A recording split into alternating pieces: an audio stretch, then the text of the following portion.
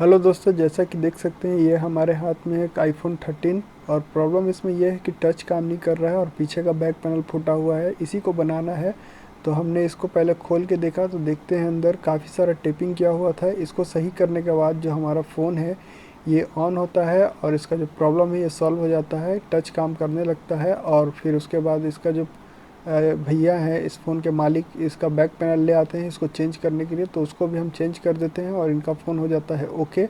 तो अगर आपको भी अपना फ़ोन ठीक कराना है तो आप हमारे पास आ सकते हैं। हमारा पता है अंबिकापुर, पुराना bus stand, Kotak Mahindra bank के सामने। ज़्यादा जानकारी के लिए कॉल करें दिए गए नंबर पर।